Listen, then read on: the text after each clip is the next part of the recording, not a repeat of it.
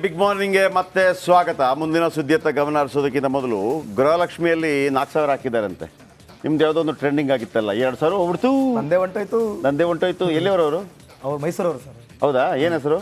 ಅವ್ರ ಹೆಸರು ಗೊತ್ತಿಲ್ಲ, ಒಟ್ಟಲ್ಲಿ ಅವರು ಮುಸ್ಲಿಂ ಅವರು. ಹೌದಾ? ಹೆಸರು ಗೊತ್ತಿಲ್ವಾ? ಮೈಸೂರವರ?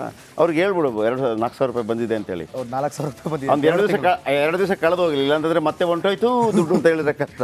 ಹೌದು. ಓಕೆ, ಎನಿವೆ 4,000 ದುಡ್ಡು ಹಾಕಿದ್ದಾರೆ. ಒಂದು 2 ದಿವಸದಲ್ಲಿ ಬರುತ್ತೆ. ನಾವು ಕೂಡ ಅದನ್ನು ಭಾಳ ದೊಡ್ಡ ಮಟ್ಟದಲ್ಲಿ ಸುದ್ದಿ ಮಾಡಿದ್ವಿ. 3 ತಿಂಗಳದ ಮೊನ್ನೆ ಡಿ ಕೆ ಶಿವಕುಮಾರ್ ಅವರು ಗೃಹಲಕ್ಷ್ಮಿ ಬಂತ ಅಂದಾಗ ಬಂದಿಲ್ಲ ಅಂತ ಅಂದ್ಬಿಟ್ರು. ಸೊ ಹಾಗಾಗಿ ಎಲ್ರಿಗೂ ಸ್ವಲ್ಪ ಮುಜುಗರ ಓಕೆ. ಆದರೆ ಫೈನಲಿ ದುಡ್ಡು ಬಂತಾ ಇಲ್ವಾ ಅಷ್ಟೇ.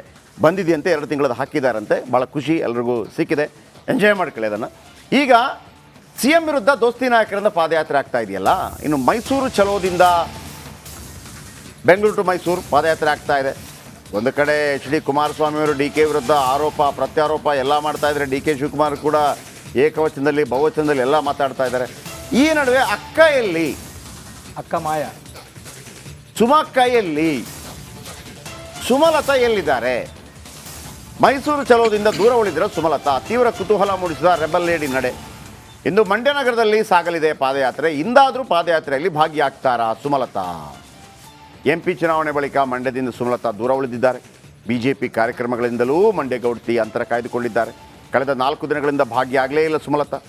ಈ ನಡುವೆ CP ಯೋಗೀಶ್ವರ್ ಅವರು ಅಸಮಾಧಾನ ಇದ್ದರೂ ಕೂಡ ಸ್ವಲ್ಪ ಬಂದು ಹೋದರು. ಸುಮಲತಾ ಅವರು ಕಾಣ್ತಾ ಇಲ್ಲ. ಸುಮಲತಾ ಅಲ್ಲಿಯ ಮಾಜಿ ಸಂಸದೆ, ಜೊತೆಗೆ BJP ಜೊತೆ ಗುರುತಿಸ್ಕೊಂಡಿದ್ದಾರೆ. ಅವರು BJPಗೆ ಜಾಯ್ನ್ ಆಗಿದ್ದಾರೆ ಒಂದು ರೀತಿಯಲ್ಲಿ. ಸೊ BJP ಕಾರ್ಯಕರ್ತೆ ಆಗ್ತಾರೆ. ಈ ಸಂದರ್ಭದಲ್ಲಿ ಅವ್ರು ಬರಬೇಕಾಗಿತ್ತು ಮತ್ತು ಅವರ ಕ್ಷೇತ್ರ ಅದು. ಈಗ ಕುಮಾರಸ್ವಾಮಿ ಆದರೂ ಕೂಡ ಅಲ್ಲಿಂದ ಹೋಗಬೇಕು ಅಂತಂದರೆ ಯಾಕೆ ಹೋಗ್ತಾ ಇದ್ದೀರಿ ಅಂತ ಮೊದಲು ಕೇಳಿದರು. ಆಮೇಲೆ ಇಲ್ಲ ಪ್ರೀತಮ್ ಗೌಡರನ್ನು ಸೈಡ್ಗೆ ಇಡ್ತೀವಿ ಅಂತೆಲ್ಲ ಹೇಳಿದಾಗ ಬಂದರು. ಆಮೇಲೆ ಅವರಿಗೆ ಹೆಚ್ಚಿನ ಪ್ರಾಶಸ್ತ್ಯವನ್ನು ಕೊಡಲಾಗ್ತಾ ಇದೆ, ಮಾತಾಡೋದು ಮತ್ತೊಂದೆಲ್ಲವೂ ಕೂಡ. ಆದರೆ ಕುಮಾರಸ್ವಾಮಿ ಅವರು ಕೂಡ ಅದನ್ನೇ ಒಂದು ಕಾರ್ಯಕ್ರಮದಲ್ಲಿ 9 PM ಪ್ರೈಮ್ ಟೈಮಲ್ಲಿ ಹೇಳಿದ್ದೆ, ನೀವು ಪಾದಯಾತ್ರೆಯಲ್ಲಿ ಯಾರ ಬಗ್ಗೆ ಹೇಳಬೇಕಾಗಿತ್ತು? ಸಿದ್ದರಾಮಯ್ಯ ಬಗ್ಗೆ ಹೇಳಬೇಕಾಗಿತ್ತು. ಏನು ತಪ್ಪು ಮಾಡಿದ್ದಾರೆ ಅಂತ ಹೇಳಬೇಕಾಗಿತ್ತು. 10 ವರ್ಷದ ಹಿಂದೆ 15 ವರ್ಷದ ಹಿಂದೆ ಬೆಂಗಳೂರು ಟು ಬಳ್ಳಾರಿ ಪಾದಯಾತ್ರೆ ಆಗಿತ್ತು. ನಾವು ಹೋಗಿದ್ವಿ 15 ದಿವಸದ ಪಾದಯಾತ್ರೆ, 320 ಕಿಲೋಮೀಟ್ರು.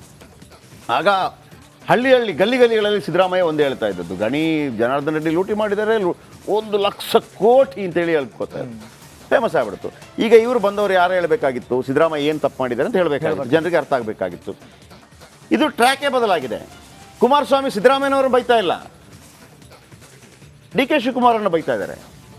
ಡಿ ಕೆ ಶಿವಕುಮಾರ್ ಸರಿಯಾಗಿ ವಿಜೇಂದ್ರ ಏನು ಹೇಳಿದರು, ಭ್ರಷ್ಟಾಚಾರದ ಪಿತಾಮಹ ಅಂತ, ನಿಂದು ಬಿಚ್ಚಿಡ್ತೀನಿ, ನಿನ್ಗೆ ಗೊತ್ತಾ ನಾಗರಾಜ್ ಗೌಡನ ಹಾಕಿಲ್ಲ ಅಂದ್ರೆ ನೀನು ಸೋತೋಗ್ಬಿಡ್ತಿದ್ದೈತೆ. ಅಲ್ಲೆಲ್ಲ ಬಂದುಬಿಟ್ರು. ನಾಗರಾಜ್ ಗೌಡರು ಅಂತ ಒಬ್ರು ಇರ್ತಾರೆ, ಶಿಕಾರಿಪುರದಲ್ಲಿ ಆಕಾಂಕ್ಷಿ ಆಗಿರ್ತಾರೆ ಕಾಂಗ್ರೆಸ್ನಿಂದ. ಹೆಲಿಕಾಪ್ಟರ್ ಮಾಡ್ಕೊಂಡ್ಬರ್ತಾರೆ, ಬಿ ಫಾರ್ಮ್ ಕೊಟ್ಟಿರ್ತಾರೆ ಅವ್ರಿಗೆ.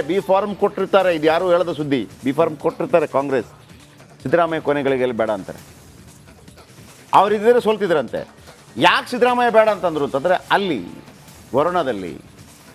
ವರುಣದಲ್ಲಿ ಸ್ಟ್ರಾಂಗ್ ಕ್ಯಾಂಡಿಡೇಟ್ ಹಾಕೋದು ಬೇಡ ಅಂತೇಳಿ ಯಡಿಯೂರಪ್ಪನವ್ರ ಜೊತೆ ಒಂದು ಅಡ್ಜಸ್ಟ್ಮೆಂಟ್ ಆಗಿತ್ತು ಅಂತೇಳಿ ಒಂದು ರಾಜಕೀಯ ಪಡಸಾಲೆಯಲ್ಲಿ ಕೇಳಿ ಬರ್ತಾ ಇರುವಂಥ ಮಾತು. ಏನಿವೆ, ಅವರು ಸಿದ್ದರಾಮಯ್ಯ ಬಗ್ಗೆ ಮಾತಾಡಬೇಕಾದವರು HDK ಅವ್ರದ್ದೇ ಸದ್ದು ಜೋರಾಗ್ಬಿಡ್ತು. ಅದು ಓಕೆ. ಆದರೆ ಮದರ್ ಇಂಡಿಯಾ ಎಲ್ಲಿ, ಸುಮಲತಾ ಎಲ್ಲಿ ಗೊತ್ತಾಗ್ತಾ ಇಲ್ಲ, ಎಲ್ಲಿದ್ದಾರೆ ಅಂತ. ಆನಂದ್ ಇದರ ಬಗ್ಗೆ ಹೆಚ್ಚಿನ ಮಾಹಿತಿಯನ್ನು ಕೊಡ್ತಾರೆ. ಎಸ್ ಆನಂದ್, ಸುಮಲತಾ ಅವರ ಸುದ್ದಿನೇ ಇಲ್ಲ, ಯಾಕೆ?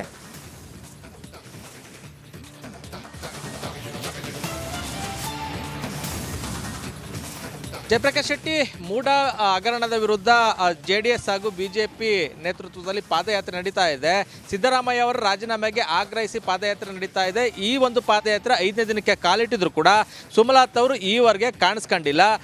ಏನೋ ಅವ್ರಿಗೆ ಕಳೆದ ಲೋಕಸಭಾ ಚುನಾವಣೆಯಲ್ಲಿ ಟಿಕೆಟ್ ತಪ್ಪಿತು, ಆಗ್ಲಿಂದಲೇ ಅವರು ಮಂಡ್ಯದಿಂದ ಅಂತರ ಕಾಯ್ಕೊಂಡಿದ್ರು. ಮತ ಹಾಕೋಕ್ಕೆ ಒಮ್ಮೆ ಬಂದಿದ್ರು, ಅದ್ರ ಜೊತೆಗೆ ಅಂಬರೀಷ್ ಅವರ ಕಾರ್ಯಕ್ರಮಕ್ಕೆ ಒಮ್ಮೆ ಬಂದಿದ್ರು. ಅದು ಹೊರತುಪಡಿಸಿದ್ರೆ BJP ಕಾರ್ಯಕ್ರಮಗಳಿಂದಲೂ ಕೂಡ ಅವರು ದೂರ ಉಳಿದಿದ್ರು. ಅದ್ರ ಜೊತೆಗೆ ಇವತ್ತು 2ನೇ ದಿನ ಪಾದಯಾತ್ರೆ ಮಂಡ್ಯದಲ್ಲಿ ಸಾಗ್ತಾ ಇದೆ. ಅದರಲ್ಲೂ ಕೂಡ ಮಂಡ್ಯ ಸಿಟಿಲಿ ಸಾಗ್ತಾ ಇದೆ. ಈ ಒಂದು ಪಾದಯಾತ್ರೆಯಲ್ಲಿ ಕುಮಾರಸ್ವಾಮಿ ಅವರು ಬರ್ತಾ ಇದ್ದಾರೆ, ಯಡಿಯೂರಪ್ಪ ಅವರು ಬರ್ತಾ ಇದ್ದಾರೆ, ಸಾಕಷ್ಟು ನಾಯಕರುಗಳು ಭಾಗಿಯಾಗ್ತಾ ಇದ್ದಾರೆ. ಆದರೆ ಇವತ್ತಿನ ಪಾದಯಾತ್ರೆಯಲ್ಲಾದರೂ ಕೂಡ ಸುಮಲತಾ ಅವರು ಭಾಗಿಯಾಗ್ತಾರಾ ಅನ್ನೋ ಒಂದು ಚರ್ಚೆ ಶುರುವಾಗಿರುವಂಥದ್ದು. ಅದ್ರ ಜೊತೆಗೆ ಉದ್ದೇಶಪೂರ್ವಕವಾಗಿ ಸುಮಲತಾ ಅವರು ಈ ಒಂದು ಪಾದಯಾತ್ರೆಯಿಂದ ದೂರ ಉಳಿದಿದ್ದಾರಾ ಅನ್ನೋದು ಕೂಡ ಮಾತು ಕೇಳಿ ಬರ್ತಾ ಇರುವಂಥದ್ದು. 2019ರ ಚುನಾವಣೆ ಸಂದರ್ಭದಲ್ಲಿ ಸಿದ್ದರಾಮಯ್ಯ ಟೀಮ್ ಅಂದರೆ ಚಲುವರಾಯಸ್ವಾಮಿ, ನರೇಂದ್ರ ಸ್ವಾಮಿ ಆದಿಯಾಗಿ ಬಹುತೇಕ ಸಿದ್ದರಾಮಯ್ಯ ಪರ ಇದ್ದಂಥ ಮಂಡ್ಯ ಜಿಲ್ಲೆಯ ನಾಯಕರುಗಳು ಸುಮಲತಾ ಅವರ ನೀವು ಮಂಡ್ಯದಿಂದ ಯಾಕೆ ದೂರ ಉಳಿದ್ರು ಅಂತ ಹೇಳಬೇಕು. ಯಾಕೆ ದೂರ ಉಳಿದ್ರು ಅಂತೇಳಿ, ಉಳಿದದೆಲ್ಲ ನಾನು ಹೇಳ್ತೀನಿ. ಎನಿವೆ ಥ್ಯಾಂಕ್ ಯು ನಿಮ್ಮೆಲ್ಲ ಮಾಹಿತಿಗಾಗಿ ಅನಂತ್. ಓಕೆ, ಯಾಕೆ ಒಂದು ಡೌಟ್ ಬರ್ತಾ ಇದೆ ಅಲ್ವಾ, ಅವರ ಒಂದು ನಡೆ, ನಿಗೂಢ ನಡೆ. ಆಮೇಲೆ ಅವ್ರ ನಿರ್ಧಾರ ತೆಗೆದುಕೊಳ್ಬೇಕಾದ್ರೂ ಕೂಡ ಯಾವುದೇ ರೀತಿ ಅವರು ಬಟ್ ನಾನು ಬಿಜೆಪಿ ಕಡೆನೇ ಇದೀನಿ ಅನ್ನೋ ಥರ ಕಾಣಲೇ ಇಲ್ಲ ಸರ್, ನನಗೆ ಯಾವತ್ತೂ ಕಾಣಿಸ್ಲೇ ಇಲ್ಲ. ಆದರೆ ನೀವು ಅವರನ್ನು ಮಾತಾಡಿಸಿದಾಗ ಅವರ ಪ್ರಬುದ್ಧತೆ ಇದೆಯಲ್ಲ, ಪ್ರಬುದ್ಧತೆಗೆ ಮಾತ್ರ ತಲೆ, ಅವರು ಕಾಂಜಿ ಬಿಂಜಿ ಮಾತಾಡಲ್ಲ. ಹೌದು, ನಮಗೆ ಅಂತ ಅನಿಸ್ಬಿಡತ್ತೆ. ಆವತ್ತು ಅವ್ರು ಬರಲಿಲ್ಲ, ಯಾವುದು ಪ್ರಚಾರಕ್ಕೆ ಬಂದಿರಲಿಲ್ಲ. ಆಗ ದೇವೇಗೌಡರು ಕೂಡ ಹೇಳಿದ್ರು ಅವ್ರು ಬರಲಿಲ್ಲ ಅಂತ ಹೇಳಿದರು. ಇವರು ಮಾತಾಡ್ಲಿಕ್ಕೆ ಶುರು ಮಾಡಿದರು, ಅವ್ರು ಹಂಗೆ ಹೇಳಬಾರ್ದಾಗಿತ್ತು, ನಾನು ಮಾಡಿದ್ದೆ, ಆಮೇಲೆ ನನ್ನನ್ನು ಹಂಗೆ ಹೇಳೋದೇನು, ನಾನು ಬಿಟ್ಕೊಟ್ಟಿದ್ದೀನಿ ನನ್ನ MP ಸ್ಥಾನ. ನಮಗನಿಸ್ತು ಹೌದಲ್ಲ. ಆಮೇಲೆ ಇವ್ರಿಗೇನಾದರೂ ರಾಜಕೀಯ ಮಹತ್ವಾಕಾಂಕ್ಷೆ ಇದೆಯಾ ಅಂತ ಹೇಳುವಾಗ ಅದು ಇಲ್ಲ. ಮೈಸೂರಿಂದ ಆಫರ್ ಬಂದಿತ್ತು ಅವರಿಗೆ BJPಯಿಂದ. ಹೌದು, ಅರ್ಥ ಆಯ್ತಾ. ಚಿಕ್ಕಬಳ್ಳಾಪುರದಿಂದ ಆಫರ್ ಬಂದಿತ್ತು, ಬೆಂಗಳೂರು ಉತ್ತರದಿಂದ ಆಫರ್ ಬಂದಿತ್ತು, MLA ಆಫರ್ ಬಂದಿತ್ತು. ಬೇಡ, ಈಗ ಅವ್ರಿಗೆ ಎರಡು ನಿಮಿಷ ರೀ MP ಏನು ರಾಜ್ಯಸಭೆ MP ಆಗೋದಕ್ಕೆ. ನಿಮಗೇನು ಗೊತ್ತಾ, ಸಮ್ಟೈಮ್ಸ್ ಇದೆಲ್ಲವೂ ಕೂಡ ತನ್ನ ಲಾಭಕ್ಕಾಗಿ ಅನ್ನುವಾಗ ಅವ್ರ ಬಗ್ಗೆ ಒಂಥರ ಕ್ಲಿಷೆ ಅನ್ಸ್ಬಿಡುತ್ತೆ. EMI ಏನ್ರಿ ಸುಮ್ಮನೆ ಇಲ್ಲಿ ಬಿಟ್ಬಿಟ್ಟಲ್ಲಿ, ಹಂಗೆ ರೆಡಿ ಇಲ್ಲ, ಅವ್ರು ಮಂಡ್ಯನೇ ಬೇಕು ಅಂತಾರೆ. ಹಾಗಾಗಿ ನಿಮ್ಮ ತ್ಯಾಗಕ್ಕೆ ಮಹತ್ವ ಜಾಸ್ತಿ ಇರ್ತದೆ. ಅವರು ಏನಾದರೂ ಆಗಲಿ ನಾನು MP ಆಗಬೇಕು ಅಂತಂದರೆ ಯಾವತ್ತು ಬೇಕಿದ್ರೂ ಆಗ್ಬೋದಿತ್ತು.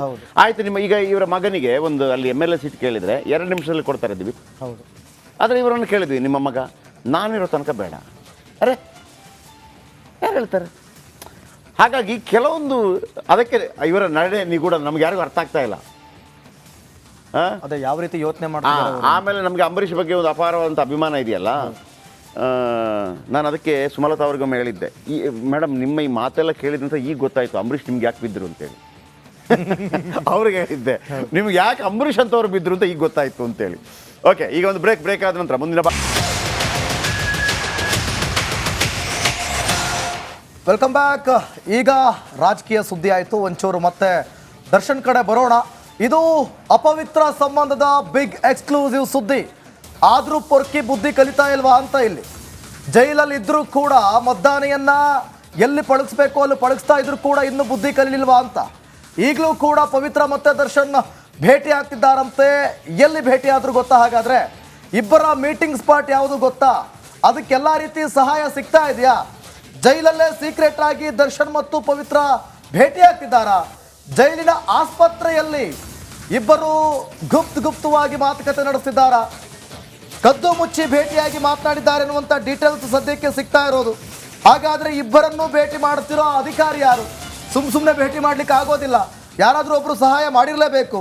ಇದಕ್ಕೂ ಕೂಡ ಡೀಲ್ ಮಾಡಿಕೊಂಡ್ರ ಜೈಲಾಧಿಕಾರಿಗಳು? ಹಾಗಾಗಿ